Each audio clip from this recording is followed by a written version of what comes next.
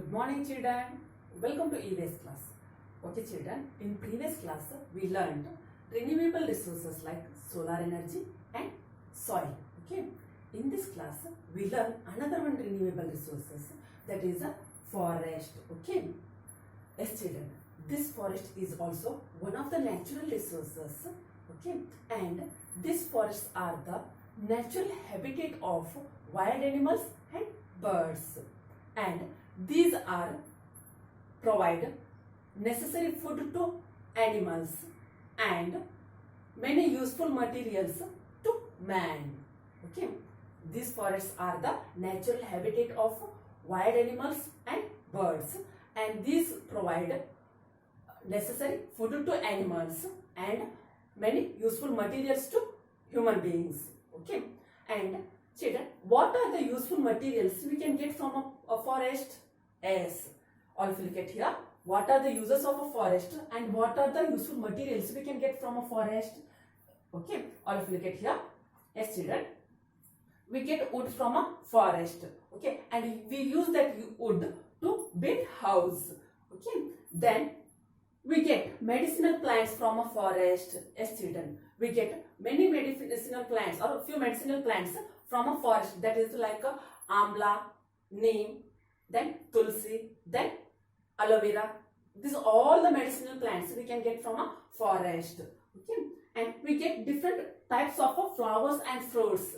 Yes, children, we can also get different types of flowers and fruits from a forest. Then by using a bamboo, make different useful things. Yes, children, we by using this bamboo we can make different useful things like baskets and many things. Okay, then we get rubber, gum and honey. Yes, children, we can get different useful materials from a forest, that is like honey, rubber and paper. Okay, and gum. This all the useful materials we can get from a forest only. Okay, then to make a furniture we use wood. Okay, by using this means we get a wood from a forest, and using that wood we can make a furniture also. Then forests are the shelter for tribals. As children, in previous class only or in previous lesson only we learned, nowadays also the tribal community peoples are living in a forest only. Yes or no? Yes, children, these forests are the natural habitat of this tribal people. Okay, then forest prevent soil erosion. Yes, children, forests are also help to prevent a soil erosion. What do you mean by soil erosion, children? In previous class only we learned, no? Washing or blowing away of topsoil is called as a soil erosion. Okay, then trees give out oxygen and increase its quantity in the atmosphere. Yes, children, these trees are gives out the oxygen and helps to increase the quantity of oxygen in the atmosphere. Okay, then children, we need forests in this all the purpose, or we get this all the uses from a forest only. Okay, then also such useful and valuable forests are being destroyed. Okay, for human activities. Okay, then also this valuable and useful forests are being destroyed by human activities. How? As children, human destroy these forests to urbanization or industrialization or construction of dams. As children, by this purpose human being destroyed these forests, urbanization to build cities. Okay, and industrialization to build industries. Okay, and to construct dams, human being destroyed this forest. Then children, we have to remember, or we should remember that destruction of a forest is a destruction of a life. As children, we should remember this. Destruction of a forest is a destruction of a life. If we destroy that forest, it also destroys us. Okay, then this tells us what is the importance and value of a forest. Okay, that's why we don't destroy this forest. It helps us also. Okay, then conserve this forest, children? Yes, we have to conserve this forest by taking many methods or by using many methods. Okay, we have to conserve this forest by restricting unnecessary felling of trees. Okay, and trees planting. We have to conserve this forest. Okay, and proper usage of forest products. We have to conserve this forest. Whatever the products we can get from a forest, no, we have to use that products in a proper way. Okay, then cutting down trees branches causing forest fire. Okay, we have to cutting down that trees branches which causing forest fire. Okay, by using this all the methods we have to conserve this forest. Okay, the government has made amendment, that is a National Forest Policy in 1988. Okay, the government has made amendment to National Forest Policy in 1988. By using this policy or amendment, the government has trying to conserve or nurture this forest. Okay, then the government is maintaining and conserving national forest through the forest department. Yes, children, the government is maintaining or conserving the national forest through the forest department. Okay, then village panchayat and local communities protect social forests. As children, village panchayat and local communities are protecting these social forests. Okay, and few forests like national park and wildlife sanctuaries are protecting along with its wildlife. Okay, few forests like wildlife sanctuaries and national parks are protected by along with its wildlife. For example, Bannerughatta and Bandipura. Okay, and many forests are protected by making many laws. For example, felling of trees and smuggling of wood and hunting of animals are the punishable offences. Okay, these all the activities are the punishable offences. Okay, and children, all of you look at here. Some religious beliefs and rituals are also helpful to conserve forests. Yes, children, some religious beliefs and national rituals are also help to conserve these forests. Okay, for example, Nagabana in Dakshina Kannada, okay, and Devarakadu in Kodagu. Nagabana in Dakshina Kannada district and Devarakadu in Kodagu district. Okay, in this place, cutting of trees are prohibited. Okay, in this place, cutting of trees are prohibited. Okay ಮಕ್ಕಳು, ಇವತ್ತು ಹಿಂದಿನ class ನಾವೇನು ಕಲ್ತಿದ್ವಿ ಅಂತಂದ್ರೆ renewable resources ಆದಂತ solar energy ಮತ್ತೆ soil ಬಗ್ಗೆ ತಿಳ್ಕೊಂಡಿದ್ವಲ್ವಾ. ಇವತ್ತು ಮತ್ತೊಂದು ರಿನ್ಯೂವೇಬಲ್ ರಿಸೋರ್ಸ್ ಫಾರೆಸ್ಟ್ ಬಗ್ಗೆ ತಿಳ್ಕೊಳ್ಳೋಣ. ಓಕೆನಾ, ಕಾಡುಗಳ ಬಗ್ಗೆ ತಿಳ್ಕೊಳ್ಳೋಣ. ಓಕೆನಾ ಮಕ್ಕಳೇ, ಈ ಕಾಡು ಏನಿದಾವಲ್ವ ಇದು ಕೂಡ ಒಂದು ಸ್ವಾಭಾವಿಕ ಸಂಪನ್ಮೂಲ. ಹೌದಾ, ಈ ಕಾಡುಗಳು ಏನಾಗಿದೆ ಅಂತಂದ್ರೆ ಒಂದು ನೈಸರ್ಗಿಕವಾಗಿ ಎಲ್ಲಾ ಕಾಡು ಪ್ರಾಣಿಗಳಿಗೆ ಒಂದು ವಾಸಸ್ಥಳವನ್ನು ಕಲ್ಪಿಸ್ಕೊಡ್ತವೆ. ಹೌದಾ, ಎಲ್ಲ ಕಾಡು ಪ್ರಾಣಿಗಳಿರ್ಬೋದು ಅಥವಾ ಪಕ್ಷಿಗಳಿಗೆ ಒಂದು ವಾಸಸ್ಥಾನ ಅಂತಾನೆ ಹೇಳ್ಬೋದು ನಾವು. ಹೌದಾ, ಹಾಗಾದ್ರೆ ಈ ಕಾಡುಗಳು ಏನ್ ಮಾಡುತ್ತೆ, ಎಲ್ಲಾ ಪ್ರಾಣಿಗಳಿಗೂ ಕೂಡ ಆಹಾರವನ್ನು ಒದಗಿಸುತ್ತೆ. ಅದೇ ರೀತಿ ಮನುಷ್ಯನಿಗೆ ತುಂಬಾ ಉಪಯುಕ್ತವಾದಂತ ಕೆಲವೊಂದು ವಸ್ತುಗಳನ್ನು ಕೂಡ ದೊರಕಿಸ್ಕೊಡತ್ತೆ. ಹೌದಾ, ಹಾಗಾದ್ರೆ ಯಾವ್ಯಾವ ವಸ್ತುಗಳನ್ನು ನಾವು ಕಾಡಿಂದ ತಗೊಳ್ತೀವಿ ಅಥವಾ ಪಡ್ಕೊಳ್ತೀವಿ ಅಂತಂದ್ರೆ ಮಕ್ಕಳೇ ನೋಡಿ ಇಲ್ಲಿ. ಎಸ್, ನಾವು ಕಾಡಿನಿಂದ ಕಟ್ಟಿಗೆನ ಪಡ್ಕೊಳ್ತೀವಲ್ವಾ, ಆ ಕಟ್ಟಿಗೆನ ನಾವು ಏನಕ್ಕೆ ಯೂಸ್ ಮಾಡ್ತೀವಿ? ಹೌದು, ಮನೆ ಕಟ್ಟಲಿಕ್ಕೆ ಯೂಸ್ ಮಾಡ್ತೀವಿ. ಹೌದಾ, ಫರ್ನಿಚರ್ಸ್ ಅನ್ನ ಮಾಡ್ಲಿಕ್ಕೆ ಯೂಸ್ ಮಾಡ್ತೀವಿ. ಮತ್ತೆ ಬೇರೆ ಎಲ್ಲ ಥಿಂಗ್ಸ್ಗೋಸ್ಕರ ನಾವೇನ್ ಮಾಡ್ತೀವಿ, ಕಟ್ಟಿಗೆನ ಯೂಸ್ ಮಾಡ್ತೀವಿ. ಬರೀ ಕಟ್ಟಿಗೆ ಒಂದೇ ಸಿಗತ್ತಾ ನಮ್ಗೆ ಕಾಡಿಂದ? ಇಲ್ಲ, ಮತ್ತು ಯೂಸ್ಫುಲ್ ಥಿಂಗ್ಸ್ ಸಿಗುತ್ತೆ. ಯಾವ್ಯಾವ್ದು ಹಾಗಿದ್ರೆ? ಎಸ್, ನಮಗೆ ಮೆಡಿಸಿನಲ್ ಪ್ಲಾಂಟ್ಸ್ ಕೂಡ ಸಿಗುತ್ತೆ, ಅಂದ್ರೆ ಔಷಧಿ ಸಸ್ಯಗಳು ಕೂಡ ಸಿಗುತ್ತೆ.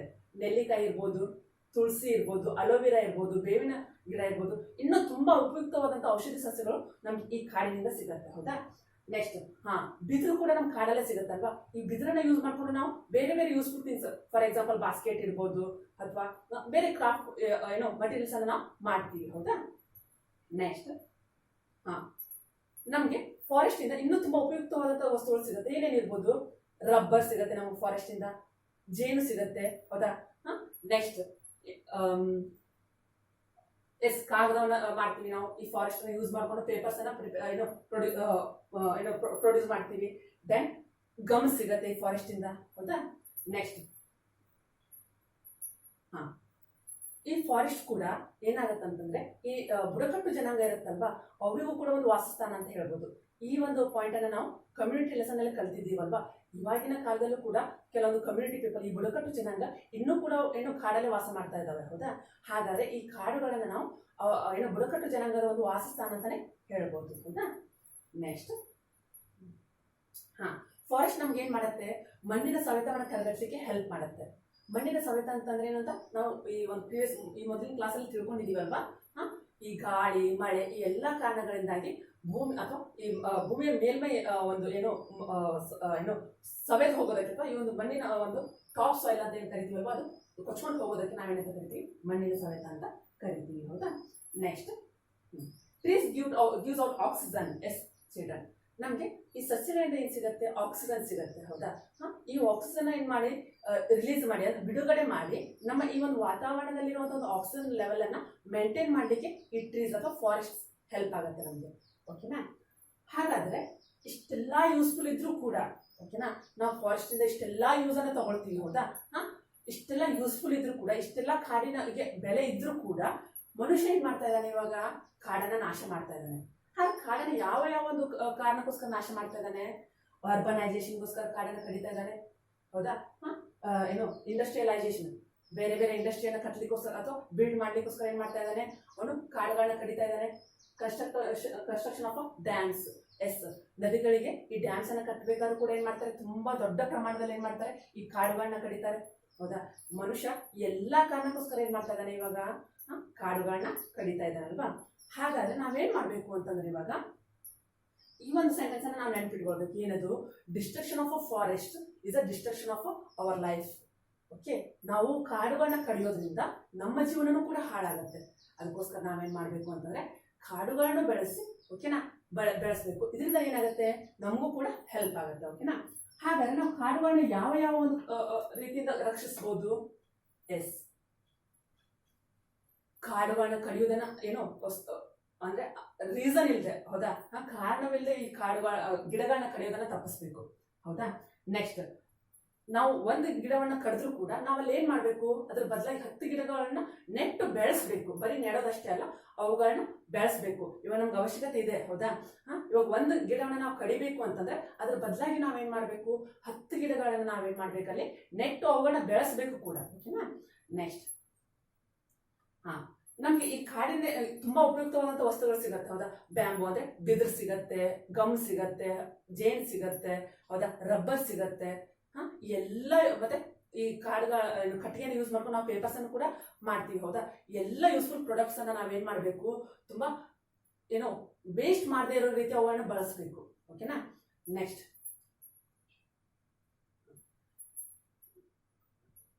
Cutting down trees branches causing forest fire etcetera.